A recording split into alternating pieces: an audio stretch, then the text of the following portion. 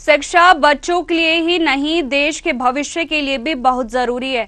आधुनिक और विकसित दौर में शिक्षा प्रणाली का बेहतर होना उतना ही जरूरी है जितना जीवन में खाने का महत्व है, क्योंकि बेहतर शिक्षा प्रणाली ही बच्चों के बेहतर भविष्य का रास्ता बनती है। लेकिन विदिशा जिले के विकास खंड ठर में बच्चों के लिए शिक्षा का अधिकार को पाना किसी कड़ी चुनौती से कम नहीं है।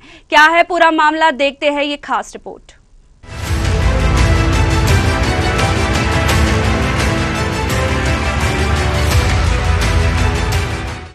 प्राथमिक शाला सेमरा बना जानलेवा स्कूल। विदिशा विकास खंड के ठर्र संकुल का मामला। 5 साल पहले थे 53 से ज्यादा बच्चे, अब मात्र 2 बच्चे ही यहाँ हैं पढ़ते।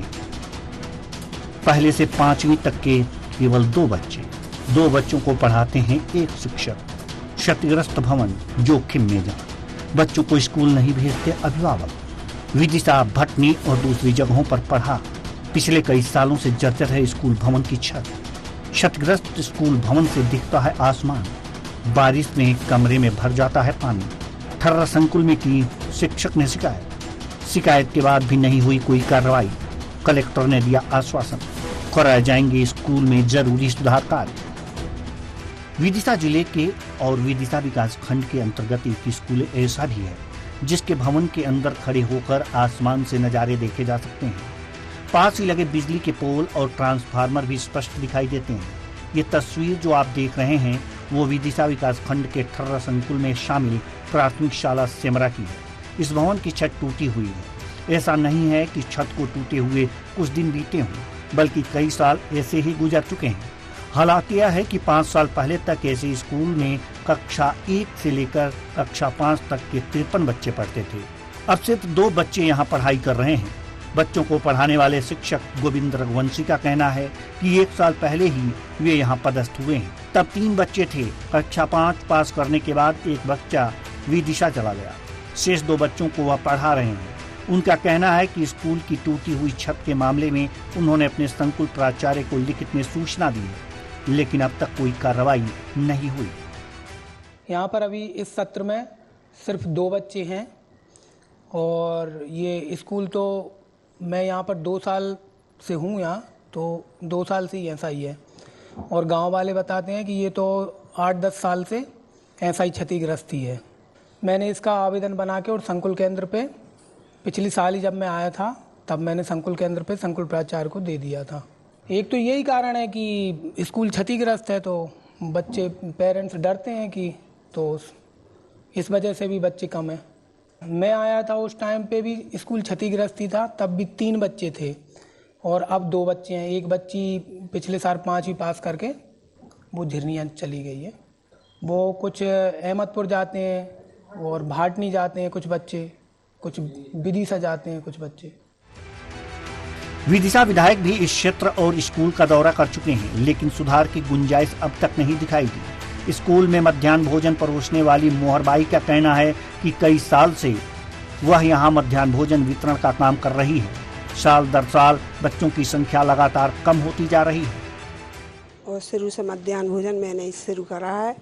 वो 21 साल हो गई खाना बनाते मध्याह्न भोजन। या स्कूले हो गए 5-6 साल भाई जाता, सब शिकायत भी कर रहा है। मध्याह्न भोजन शुरू करे थे जब 53 बच्चे थे, मैंने खाना बनाया। जब अब क्या कहते हैं 2 बच्चे पूरे, उनके माँ बाप कहते हैं कि मैं हम नहीं पहुँचा, नहीं कच हो जाए, गिर जाए, छत गिर रहा बा हिसाब से। तो कहीं भाटने जा रहा है, कहीं क्या कहते हैं हम विदिशा ने कर गए। अब बच्चों पढ़ाने तो पड़ेगा और कछु न कछु। अधिकारी वगैरह आते हैं अधिकारी, जब सही शिकायत है कोई सुनवा नहीं भैया अभी तक। गांव के एक बच्चे के पालक का कहना है कि आजकल तो स्कूल में इस प्रकार से कोई दुर्घटना हो सकती है। ऐसे में अपने बच्चों को कोई यहाँ पढ़ाकर उनकी जान जोखिम में नहीं डालना चाहेगा। इसलिए यहाँ की वजह नजदीकी स्कूल ठर्र, भाटनी और विदिशा में बच्चों को भेजते हैं। बहुत दिनों क्षतिग्रस्त है कि वो जाके बहुत सी शिकायतें भी कर चुके, मगर अब कोई सुनवाई नहीं हो रही है। टंडन जी भी देख गए जाए और भी बड़े बड़े अफसर अधिकारी आए थे, वे भी देख गए, मगर जाके कोई सुनवाई नहीं हो पा रही।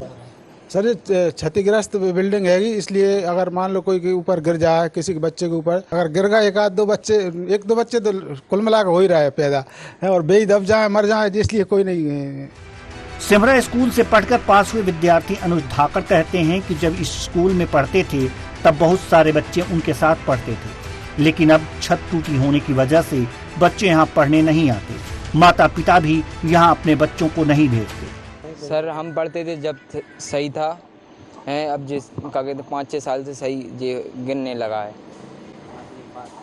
5वीं पास करके हम यहीं से गए जब 50 बच्चे थे। अब इनके माँ बाप इसलिए नहीं भेजते हैं क्या गिर रहा है तो दुर्घटना के कारण। इस पूरे मामले को लेकर कलेक्टर बुद्धेश कुमार वैद्य का कहना है कि इस प्रकार के स्कूलों की सूची तैयार की जा रही है, जो भी सुधार कार्य होंगे वह किए जाएंगे। स्कूल भवन बदलने की प्रक्रिया हुई तो वह भी की जाएगी। ऐसे स्कूल भवनों का प्रस्ताव बनाकर शासन को भेजा जा रहा है।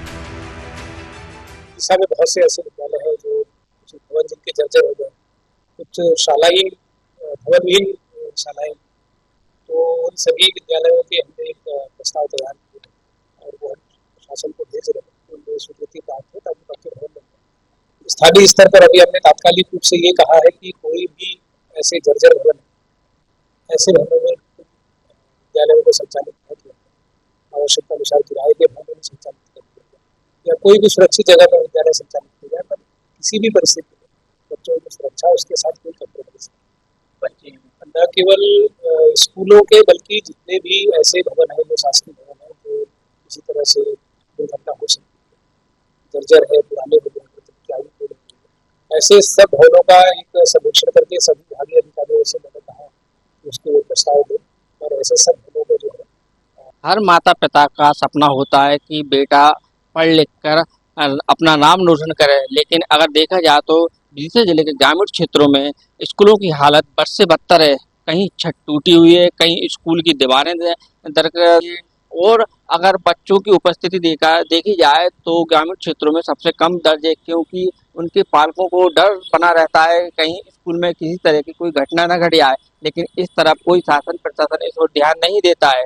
सबसे बड़ी बात तो यह है कि मध्य प्रदेश सरकार एक तरफ सीएम राइट स्कूल को बढ़ावा दे रही है और शिक्षा के क्षेत्र में इतना बढ़ावा दे रही है, लेकिन अगर ग्रामीण क्षेत्रों पर इस तरह अगर ध्यान दें तो ग्रामीण क्षेत्रों में शिक्षा का स्तर भी और बढ़ता नजर आएगा। सोनू नामदेव, न्यूज़ 8 विदिशा।